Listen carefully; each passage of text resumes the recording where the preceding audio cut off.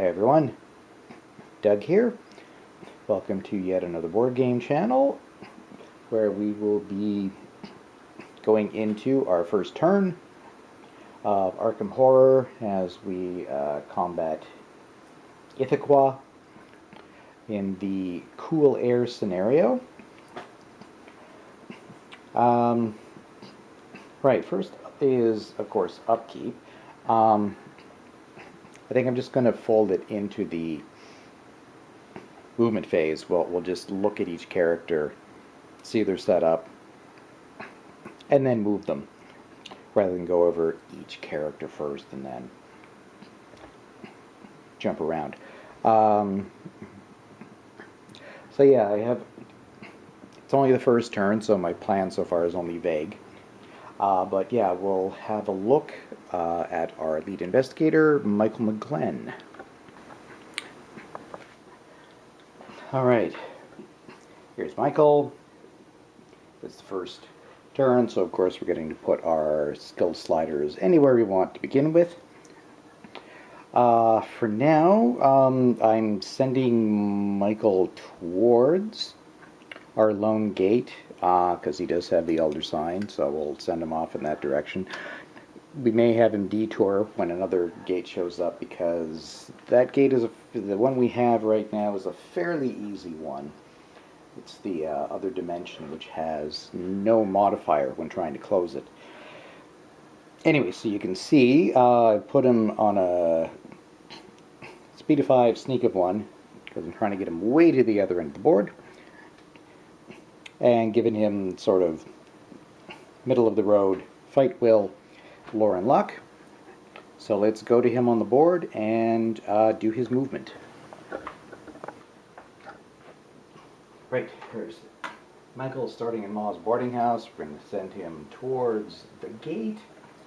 Going to move 5 spaces, 1, 2, 3, 4.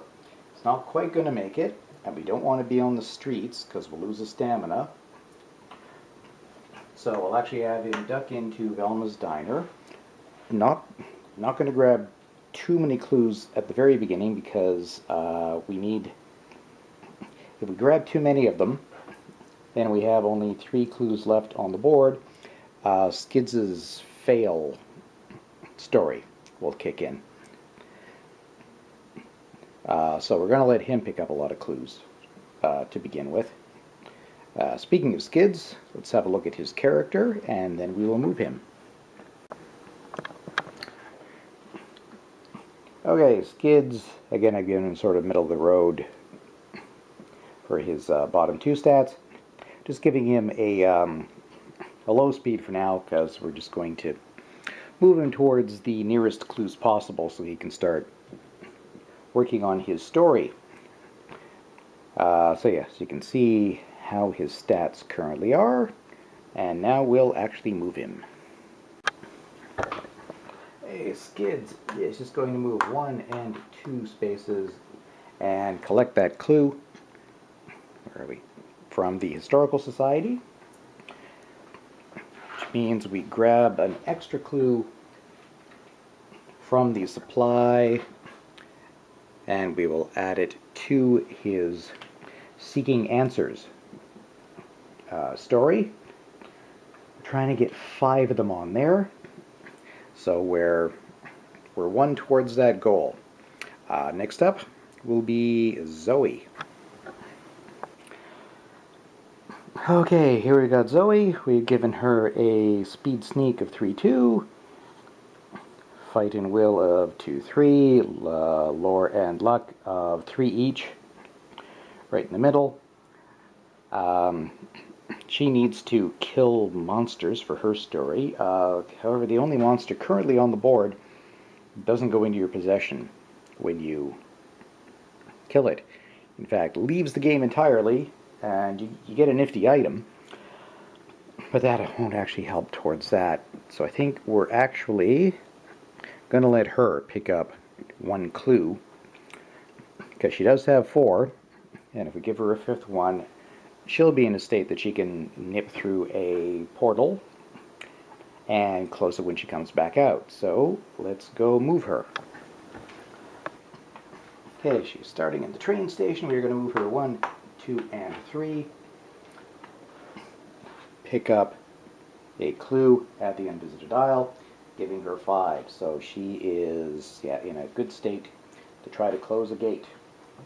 Finally, we'll see how we've set up Carolyn Fern and move her.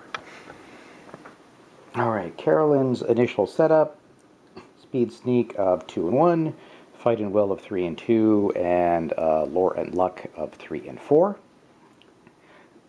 Sort of middle of the road for everything, because there's not any real combat to be done unless we really want to go after the Migo.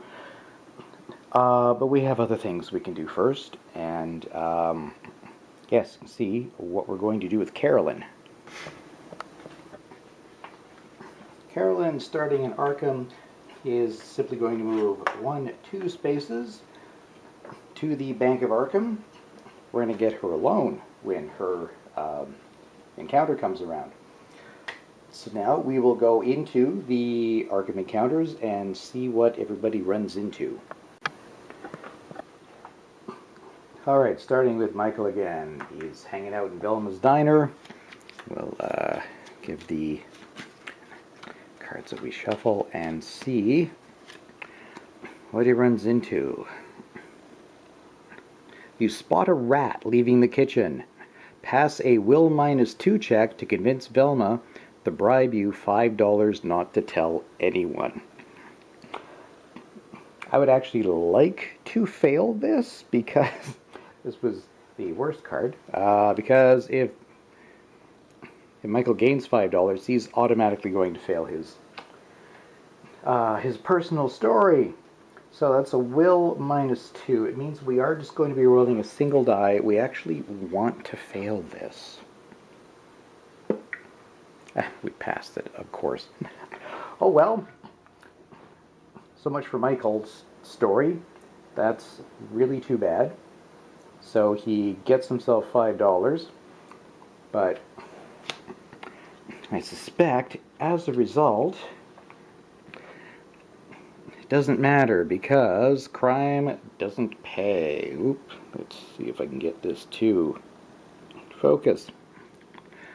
Mr. McGlenn, you're being charged with the crime of income tax evasion. Michael immediately loses all money and may not gain any more money for the duration of the game. Not a good start for Michael. So he loses his $8. Actually, it would have been $13. Yes, for a measly $5, he gets picked up for tax evasion. Something disproportionate there. Well, that's too bad. Well, don't need to think about Michael's personal story anymore, at least. I don't have to factor it in. We will just soldier on with an eternally broke Michael. So if we want to get him any more stuff, it's going to be through trading or just random encounters. Okay, let's see if Skids has any better luck.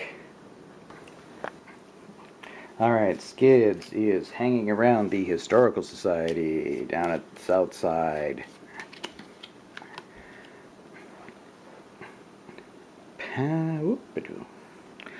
Pass a luck -1 2 check to gain insight into a skill while studying the old volumes of books.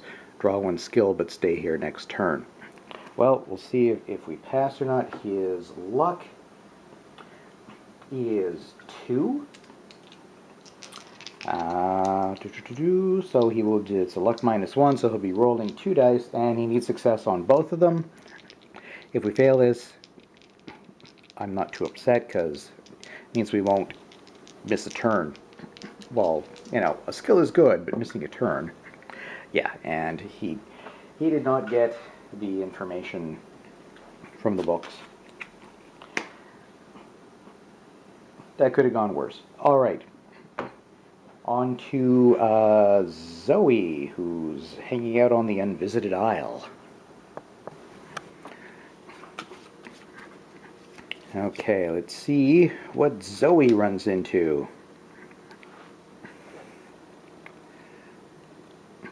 As you start to climb back into your canoe and row to shore, you see a huge, shadowy shape disturb the water near the island. Waves of intense dread grip you, and you must pass a will -1 check or be cursed. Ooh. Her will is currently 3, so she'd be rolling 2. Might spend, even though I just picked up a clue, I think I might spend them, because being cursed is, yeah, not the worst thing. Oh, doesn't matter though. She did succeed, so she is not cursed. She's not freaking out from the horrible beastie that is lurking in the waters off the unvisited isle. And finally, we are going to go visit Carolyn at the bank. Alright, here's Carolyn, who is not going to have an encounter at the bank. Instead, she is going to pick up a bank loan. What an exciting turn. Anyway, yes, she picks it up, and it doesn't want to focus.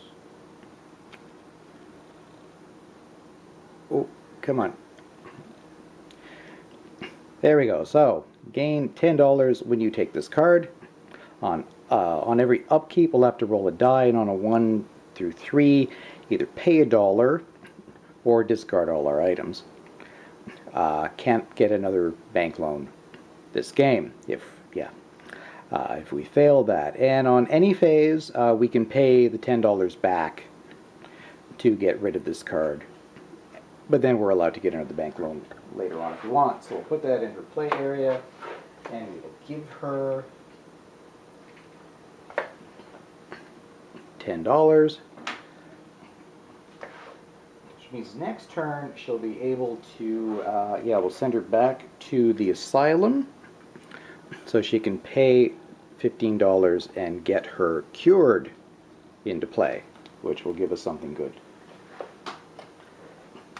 Alright, that is it for the Arkham encounter phase. There are no otherworld encounters. Everybody's still in the real world.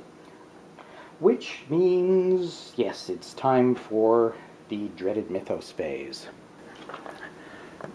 Okay, let's see. First things first, a gate appears at the graveyard.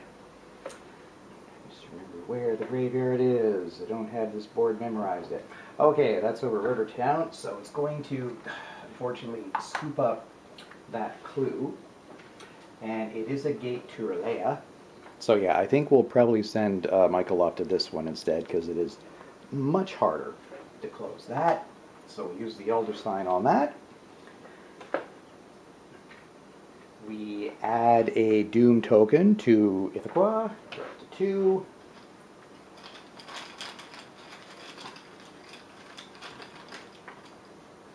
And we get out of the bag a Loigor.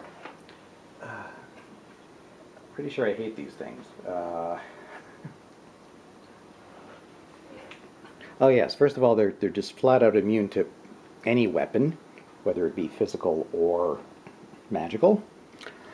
And it doesn't move during monster movement.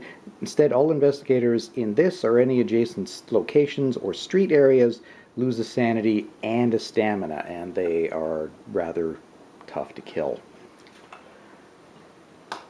That goes there. Next up, a clue appears at the unvisited isle. Right here where Zoe is, so she just gets to scoop that up, and she's now got 6 clues. Then we have monster movement. Circles will move along right. The Migu is a circle. It is an aerial creature, so it will just move over to the sky. Squares and diamonds move on black. That would be the Loigor. Fortunately, nobody is in its space or adjacent to it. Now, we've got a headline. Oh, am I focusing there? There we are. Sheldon Gang turns to the police for aid. The Sheldon gang disturbs a burial mound. Way to go, guys. Releasing 2 monsters into the uptown streets. Okay, so we're going to have 4 monsters on the board now. So just grab one and put it aside while I go in and grab another. Not actually looking to see what they are until here. So, oh look, another Loigor. And a cultist. Okay, cultists are a little easier to deal with. Whoop. Sorry. So yes, they are in the uptown streets. So they're here. That brings us up to 4 out of our monster limit of 7, which is unfortunate. Alright, yeah, that is it for the Mythos phase. And that's it for turn 1. So it's going to be kind of a shorter video, especially considering it's an Arkham game. Arkham episodes usually take forever. But yeah, there wasn't a whole lot going on yet. But now we have monsters all over the place. So bad things are bound to happen more next turn. Hope you join me then. Thanks very much, everybody, for watching. Thanks for subscribing to the channel and liking the videos, both on YouTube and Board Game Geek. It's very much appreciated. And I will see you next time for yet another round of Arkham Horror. See you then.